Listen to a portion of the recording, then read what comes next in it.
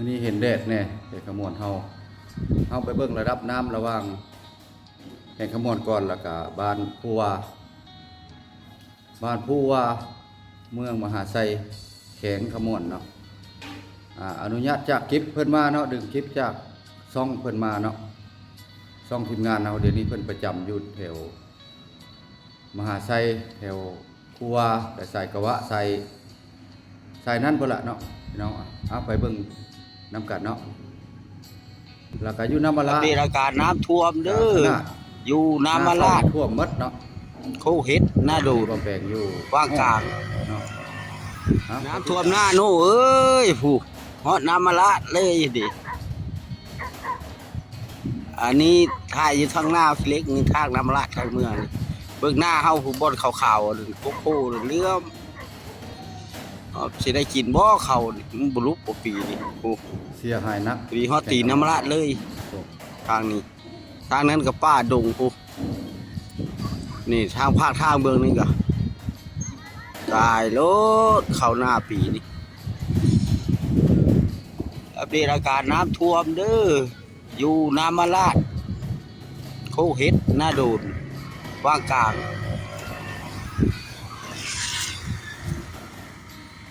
ตายรถ นี่เลยพี่น้องอันนี้สิเป็นทางน้ำมะลาดเนาะ ป้านี่ ไปพกเฮ็ด เมืองทางนี่มัน น้ำมะ ขา ลา ด ดไปพกเฮ็ด ขาด ทางไป ไป บ่อ โยก เกลือ หน่อยนึง เดี๋ยวใครหยวนในท่วมมาแล้วเพราะว่าหน้า โอ้ ทีมงานเนาะถ่ายภาพ แล้วขันน้ำอีกมือแรงนี่แฮ่คัก แล้วเฮายังสิไปจับ ยังแต่นี่หาหุ้งเสาผูข้าวปุ่นยังตกหนักอีก แล้วก็ทางเมืองมหาไซแขวงขมวนเนาะ แล้วเลยเขาหน้าปีเฮาบ่ได้กิน ปีนี้ถือว่านักหน่วงถือว่าสมควรเอามาเบิ่งทางเข้าบ้านโควาเนาะทางเมืองมหาไซ ไปการบ่อยไป แขว เวีย ง ก ขมวนนี่ก็ขนาดเลยขออนุญาตจากคลิปเพิ่นมาเนาะยืมคลิปวิดีโอเพิ่นมาเด้อขออนุญาตจากวิดีโอทางทีมงานเฮา นักเนาะ เนาะที่ว่าขึ้นไปพุ่นมาให้เพิ่นเบิ่งอยู่ใน หลายปีแล้ว ที่มีแข่งขมวนมีทางน้ำมะลาดและมีในตัวเมืองท่าแขกแข่งขมวนเนาะหลายภาพให้เบิ่งเอาไปติดตามเบิ่งเนาะ โพสะโทบ้านโพว่า อันนี้สองไม่ลูกเพิ่นสิเมื่อบุรพาเมื่อบ้านเลยบุรพาโอ้ เขาไปเบิ่งหัวลม เหือล่มโอ้มีเหือล่มอยู่บ่นะ นี่แหละเหอน้อย เหือน้อยล่มเนาะ มันขี่หลายคนแล้วมันล่ม เรียกนี่ลุยมาพร้อมกันนะ ก็สมควร ตอนนี้ ระหว่าง ผัวห้วยสะโท แต่ว่าเฮามา ตอนนี้มีเหือล่มแล้ว น้ำเนี่ยมันตกมาหลายวันตกน้ำมันสิยึงมันไหลบ่ทันเนาะระหว่างสมทบระหว่างน้ำเคลื่อนเทินสอง ผู้เห็นเลยมื้อนี้ แล้วก็มาพวกใส่พายุที่ว่าไฟธรรมชาติมันติดต่อกันหลายวัน คือระหว่างดินโค่นรักสามกับเจือนกับพังมันไฟไหม้มันจะเจือนลง มันตกหลายแล้วมันสิเจือนลงเลยเนาะกับพังระหว่างเมืองเก่าธาตุเมืองเก่าเราถือว่าโบท่านขึ้นประมาณเรืออยู่5 เมตร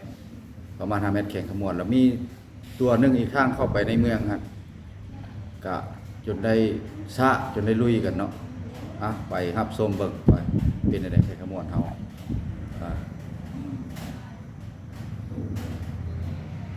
โอ้ฟังกูแรกเส้นในเมืองเนาะเส้นในเมืองเส้นลักสองเส้นสิไปลักสองเด้อนี่เด้อเส้นสิไปลักสองดูดิมันสนุกก่อสร้างมันอยู่เต็มปูนสิเปียกมาแล้วปูนสิเปียกมาแล้วปูนสิเปียกมาแล้วมาเนี่ยโตรถกระติดน้องเอ้ยโอ้น้ำป้าอะไรล่ะป้าบ่มีดอกเราคลองตะแคกน้ำท่วมตัวเมืองเด้อพี่น้องตุ๊บเฮ็ดไหมเด้อมันเฮ็ดไหมเด้อท่อน้อยพวกนั้นตะเก้าบุกเคยท่วมนะตะเก้าบุกเคยท่วมก็ท่วมแล้วไม่ริมมากก็ท่วมแล้วกีราฟก็ท่วมแล้วกีราฟนี่กัน หลังจากนั้นอยู่รักสามฝนตกหลายวันก็มีดินเจือนอีกดินสไลด์ ไปชมเบิ่งนำกันเนาะตลาดสุขสมบูรณ์บ่อนไฟไหม้แต่ว่าก็ยังบ่ฮู้ว่าสาเหตุหยังเนาะแต่ว่าหนทางก็เหลือประมาณ3 เมตรนี่อันบ่อนป้ายโฆษณาก็ใกล้สิล้มลงแล้วก็นั่นถ้าว่าบ่มีผู้เจ้าหน้าที่มาเกี่ยวข้องแล้วรถสายหน้าอาจสิเที่ยวบ่ได้เนาะบ่อนใกล้สถานีส่ง6แข่งขมวนเอาไปติดตามชมคลิปว่าแปลงมีคลิปให้เบิ่งให้ชมเนาะหลังจากสงบเพลิงลงแล้วก็ยังดินก็สไลด์ตกละวันก็ไหลลงเนาะว่าแปลงก็ได้ไปเก็บภาพถ่ายด้วยตัวจริงเนาะแต่ว่าตัวนี้สิมาดึงคืนใหม่เนาะให้เบิ่งเนาะเอาไปเบิ่งเนาะแพงก็เจือดเนาะเจือดลงแต่พี่ละ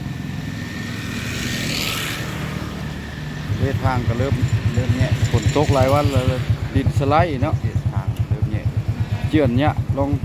เริ่มบี้แล้วเริ่มแง่สิลงแล้ว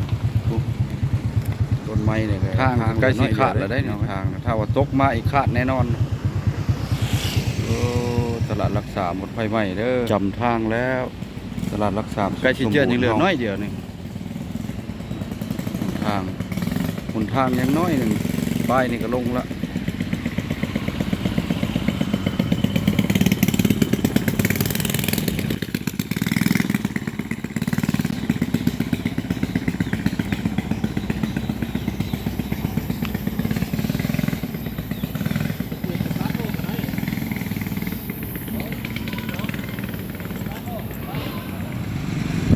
แพงก็เจือดเนาะเจือดลงแต่พี่ละ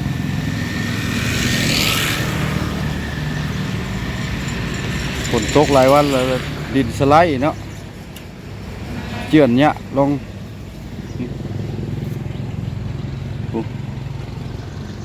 ทางก็ใกล้สิขาดแล้วได้นี่ทางถ้าว่าตกมาอีกขาดแน่นอนตลาดรักษาหมดไฟไหม้เด้อตลาดรักษาสุขสมบูรณ์เฮาหนทางยังน้อยหนึ่งป้ายนี่ก็ลงละ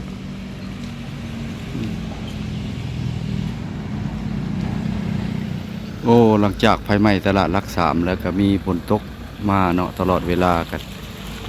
กระพังตัวนี้ก็เจือนลงเนาะเจือนลงหลายเติบเนาะ10 ปลายเมตร20 เมตรพอแล้วพี่น้องตัวนี้บ่ทันได้มีการปรับปรุงใหม่เนาะมีแต่ว่าอนามัยออกแล้วเพิ่นอาจสิปลุกห้านใหม่เนาะให้คนเศร้าฝนตกตลอดเนาะเจือนลงตัวนี้ก็สถานี26แข่งขมวนบรรยากาศก็เงียบเหงาลงไปหลายเติมเนาะเพราะว่าหลังจากไฟไหม้แล้วก็มาเก็บถ่ายคืนว่าดินเจือนฝนตกเดี๋ยวนี้ก็ขยะแล้วเนาะฝนขยะในละน้ำท่วมบ้านนี่ก็ไปถ่ายตึกนี่ก็ยังบ่ทันได้ปัวแปลงบางเทื่อสิได้เขาสิเฮ็ดใหม่เนาะตึกตัวนี้ก็หมดเซ็ตเติดเนาะคือเห็นนำกันแหละพี่น้องจำทางแล้วใกล้สิเจือนยังเหลือน้อยเดียวนี่ทาง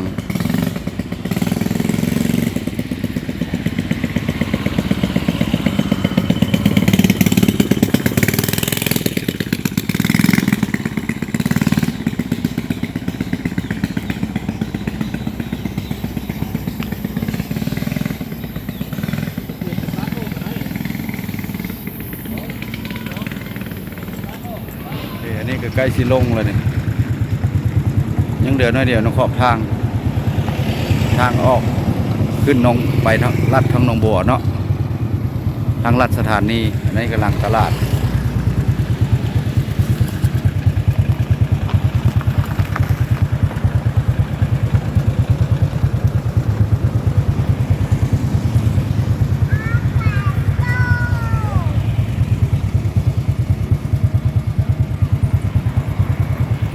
ถ้าโบเล็กแก้ไขแล้วแม่นทางในมดทางไปบ่ได้แท้ทางนะจะมาอัปเดตแข่งขมวนพวกเนาะระหว่างบ่เคยพบมาก่อนทางบ้านผู้ว่าเมืองมหาไซแข่งขมวนแล้วก็ทางแข่งขมวนแล้วก็ทางน้ำมาละแล้วทางไข่หยวนแล้วก็มาบวกใส่ในตัวเมืองทะแขกแล้วมาบวกเข้ากันเนาะก็จะฟังเจือนรักษาก็คือท่านผู้ชมเห็นนี่แหละเนาะคลิปนี้ก็ได้อัปเดต ในมื้อนี้วันที่11เดือน8 2026พี่น้องเนาะให้พี่ให้น้องเบิ่งทางในและทางนอกเมื่อสุขุคลิปนี้ก็ประมาณนั้นแหละเนาะพี่น้องเนาะฝากเข้ามาเป็นกำลังใจกันไว้เนาะทั้งช่องบ่แปลงบรรณาพี่น้องเนาะเพราะว่ามื้อนี้ก็ได้อัปเดตบางภาพก็สิได้ดึงภาพ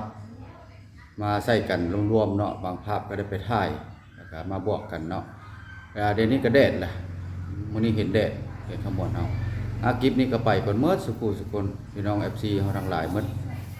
ผู้ใดเข้ามาชมคลิปก็ให้อยู่ดีมีแฮงเข้มแข็งแห่งเมื่อสุขุไปก่อนพี่น้องขอลาเมื่อสุขุ